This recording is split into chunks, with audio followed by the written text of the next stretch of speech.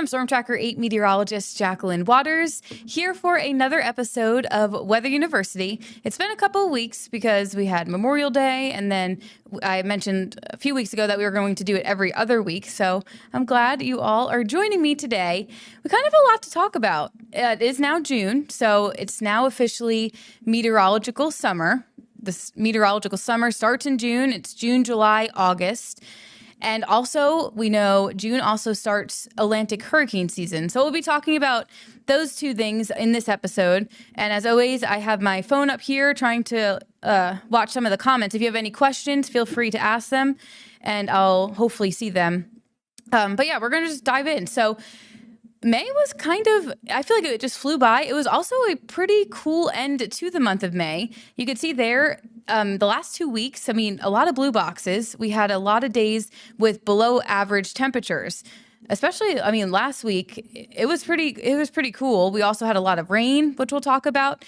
We did start off the month above average. You could see the first three days there, but kind of a mixed bag. And I was looking at some of the numbers. Our average temperature, so that includes the high temperature and the low temperature for the month of May, 67 degrees. So we didn't come anywhere close to being the coldest May on record or the warmest May on record. Our average high was 67. So pretty normal, but it was definitely a cool end to the month of May. And good morning to you, Lorene. Hopefully I said your name right. Good morning. But yeah, so May's done. We had a lot of rain. That was another thing I wanted to mention. I was watching the numbers last week, and if we just had a tiny bit more of rain, we would have reached the top 10 wettest Mays on record. We actually came in at number 11. So it was the 11th wettest May on record. You could see there on May 28th, we actually broke a record for rainfall. We had 2 inches of rain on Wednesday, May 28th. So a lot of rain. And we know that because the James River, we were talking a lot about this month. We were talking about lower levels of pollen and all the great rain for the gardens and yards. But the James River was not great this month for any of those that remember that. So we got a total of 6.5 inches of rain in the month of May, and that's well above average. In fact, so far this year, we've gotten a lot of rain, 22.61 inches of rain so far, starting all the way back on January 1st. Normally, this time throughout the year, we should see 17.17 inches of rain. So that puts us at about 5.5 inches above normal. So it's definitely been a wet year. And obviously it's June 2nd, so we're only in the second day of June. So these numbers here this month, we had 0 inches of rain, and we should see about 0.15 inches. But we haven't had any rain so far in June, so that will change. And good morning to you as well, Corey. Thank you all for joining.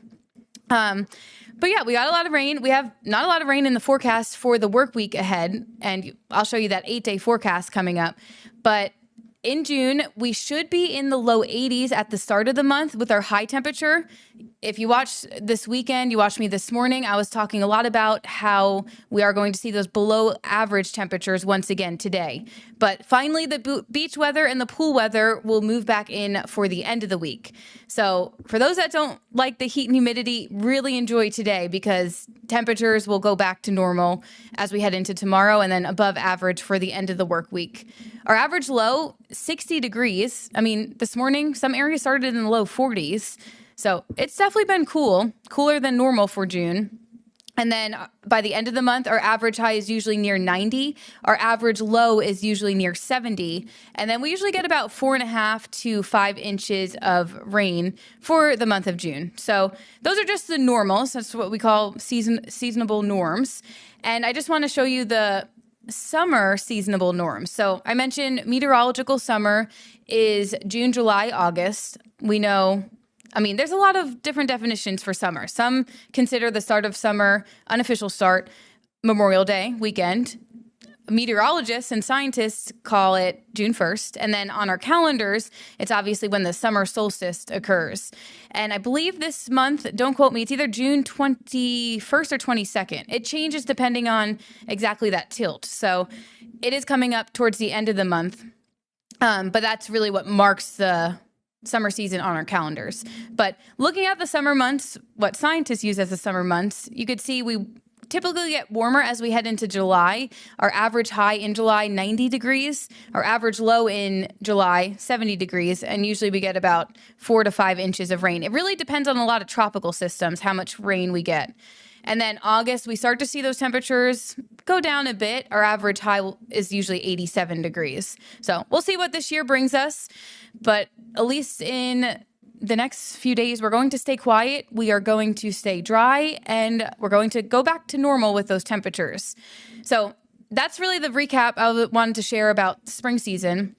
Now we're going to talk about hurricanes and tropical systems. So we know the Atlantic hurricane season started on Sunday, June 1st. It goes all the way through November 30th. It's a pretty big season. And I do want to say a lot of people think, hurricanes just happen in that time frame. They could happen at any time. It's just the common period where we get those hurricanes and tropical systems. So, and I say Atlantic hurricane season because the Pacific hurricane season starts earlier. It starts May 15th. So our Atlantic, well, I guess we're in both seasons right now, but our Atlantic hurricane season started this weekend and it peaks in September. And that's because I wonder if I could ask you guys, I don't know how delayed it is, but if anyone could take a guess in your head I'll give you like 2 seconds to guess why you think it happens in September, why it peaks in September. So 1, 2. Okay, here we go. I'll tell you the answer now.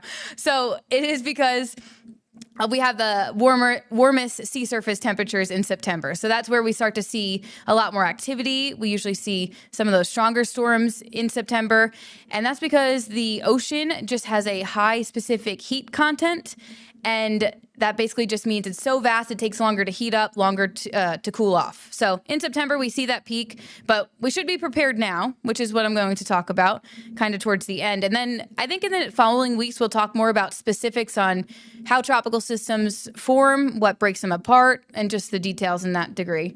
But real quick, in case you missed it, I know we've talked a lot about this over the last few weeks, but the Hurricane Outlook, this is put out not by your Storm Tracker 8 team here, but Colorado State University and NOAA's forecast. Both of them are predicting an active season. So our average named systems we get from 1991 through 2020. So these numbers don't include, and this is at the bottom, so not the actual forecast.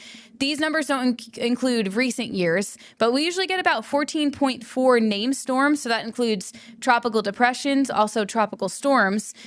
We usually get 7.2 hurricanes. Obviously, 7.2 hurricanes is not possible. It's just an average. We either get 7 or 8 hurricanes.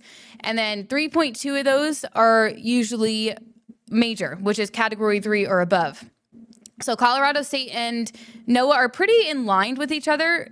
Colorado State is saying we'll get about 17 named systems, 9 hurricanes, 4 major, and then NOAA's forecast has a range. So 13 to 19 named storms, 6 to 10 hurricanes, and 3 to 5 of those being major. So obviously, we don't want to have an active season, but this is kind of the trend we've seen with just warmer sea surface temperatures over the last few years. Last year was definitely an active season, so it's always better to be prepared and have that plan in place and not need it than to not have a plan and then we get a system to move in over our area. And we did get impacted by quite a few storms last year with rainfall and also, we had some tornado warnings.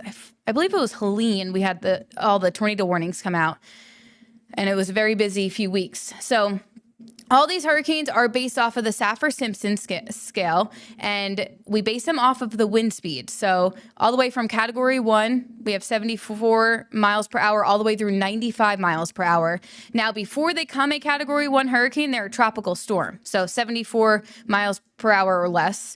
Category 1, 96 to 110. And then once we get into Category 3, so really 110 miles per hour or greater, that's those major hurricanes. And 157 and above, that's a Category 5, the strongest category hurricane you could get in our scale. So hopefully we don't see many of those actually make landfall, but again, always better to be prepared and not need your plan than, I went too fast there, than to not have a plan and to need one. So before I get into some of those safety tips and supplies to have nearby this hurricane season, I want to go over the name list. So also, your Storm Tracker 8 team does not make this list. It is actually the World Meteorological Organization, the WMO, and every 6 years they rotate through a list. But you won't see names on your tropical storm list every year. Like any devastating, damaging hurricanes are retired from that list. So you'll never see another Katrina. You'll never see another Helene. You'll never see another Hurricane Sandy, Wilma, Gaston. You'll never see any major hurricanes that cause a lot of damage because they get retired from the list so they don't cause confusion in the future. But this year we start with Andrea. We go all the way down to the J storm is Jerry, all the way down to Wendy. And then one other thing to notice on our name list is we don't have certain letters, and we don't have Q, U, X, Y, or Z. And that's just because there's not too many names starting with those letters. So without making it confusing in the future, we just don't have those letters in there. So again, they're rotated every 6 years, and they rotate between male and female, which actually isn't how it started. It started with all female names. It's been this way for quite a while, but that is not how it started. So it rotates in between female and male names. And then one other new thing recently is we used to go to a Greek alphabet after going through this whole list of names. So, that's quite a bit of storms. It doesn't happen often. It did happen a few times in recent history. 2005, 2020 were record-breaking years. So in 2021, instead of going to that Greek list, the World Meteorological Organization ended up deciding to have a second list in case we go through that entire first list. So that's kind of a new thing. If you remember 2020, the tropical season, it was very busy. We went all the way down to it was either hurricane or tropical storm Zeta. And I remember that specifically because my friend rescued a cat whose name is Zeta because the cat got abandoned during that storm. So now we have this list. So if we get through our entire first list, we'll go on to this list. Hopefully that doesn't happen. But the first thing I noticed actually is Nolan's on this list. And of course, our sports director, Nolan Knight.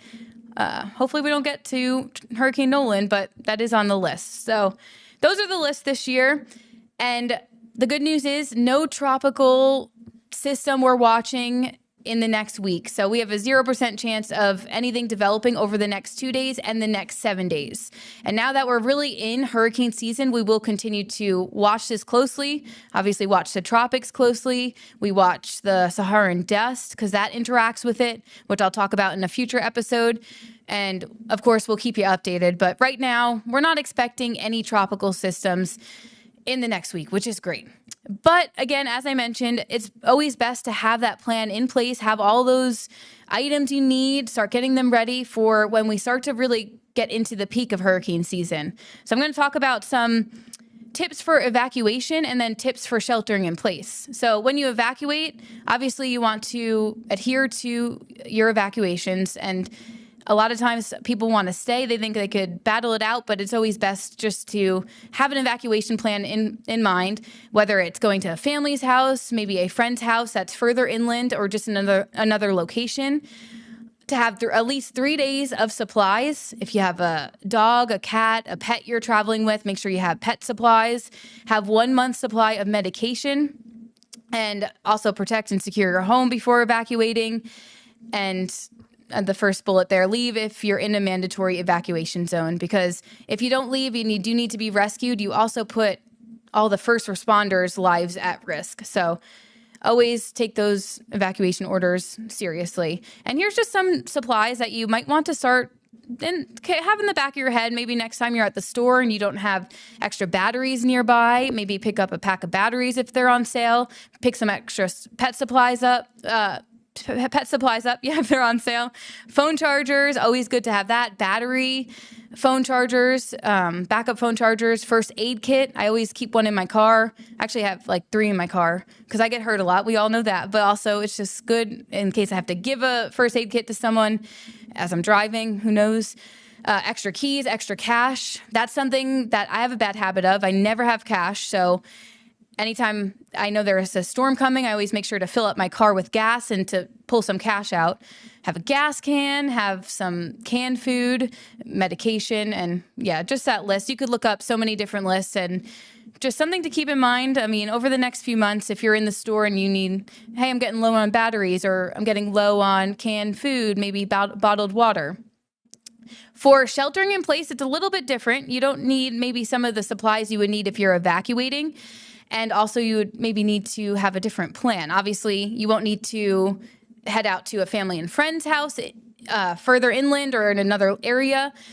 But you will need to prepare for power outages possibly. So charge all of those battery-operated chargers that you might need. Remain indoors until all clear is given. Cover your windows with storm shelters, plywood.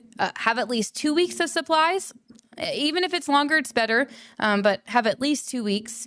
And vacate mobile homes. That's an important one because, I mean, hurricanes bring very strong winds. And a lot of times with hurricanes, we also have tornadoes, mainly on that right quadrant.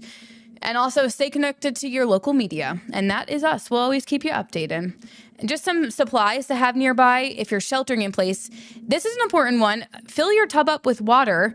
And I mean, I know we had a lot of water issues here recently in the city of Richmond, and sometimes we don't know when it's happening, but we know when hurricanes are headed our way. So you will want to fill that tub up with water just in case we have some water issues. At least you have water in your tub you could use for your dog's bowl, maybe for cooking, for cleaning. I mean, even for drinking if you really need it. Also you want your documents, extra cash. Always want to have extra cash, which I'm trying to keep saying to myself, so I'll have extra cash when there's a storm coming through. Gloves, first aid kit. Some of them are similar. Flashlight, pet supplies, plywood you might want to start picking up. If you're heading out to the store, you see it's on sale. That's good for boarding up your windows, and just different tools. So weather radio also really important because that will wake you up usually. I mean, not always, but it should wake you up out of sleep if you have a new watch or warning. Well, have a new warning issued. You could configure it to your liking. But those are just some things to keep in mind as we head further into hurricane season. Because, I mean, we're in the second day. We have a long ways to go all the way through November 30th. So hopefully that was helpful. I think in the next episodes, I'll talk more about maybe the basics of hurricane structure in the next episode of Weather University, and then maybe some storm surge stuff, tornadoes related to tropical systems. And if you ever have any topics you want to hear more about, again, I always say this, feel free to send me a Facebook message on my page, send me an email, or send the newsroom an email, and it will get forwarded to me. So we could make sure we're keeping this informative for all of you guys so you're learning something also. But hopefully that got you thinking that of tropical systems, because now, I mean, we could get one. So we'll keep you updated in the meantime, but enjoy the nice quiet weather. Finally, it's been a wet May, and it's going to be a wet start to June. So today, last day in the 70s, mid 80s tomorrow, warming up into the mid to upper 80s on Wednesday, staying dry, staying quiet. And then the summer-like heat and humidity return by the end of the week, Thursday and Friday. For those that aren't like Maddie D and don't enjoy the heat and humidity, enjoy the beginning half of the work week. And then late day showers move back in Friday. Some scattered showers and storms around for the weekend. The one thing about the weekend I'll say is don't cancel any plans, as we have two of our long range models not in full agreement. So GFS and Euro kind of showing different things for the weekend. So I went ahead with putting the storm chance on there. But that weekend forecast could definitely change, so we'll keep you updated. Just make sure you stay tuned with the weekend forecast. And then next Monday, we could see a few showers continuing across the area. But again, things can change. That's still many days out. In the meantime, we'll stay dry, we'll stay quiet, and enjoy the start to a quiet hurricane season and a quiet start to June.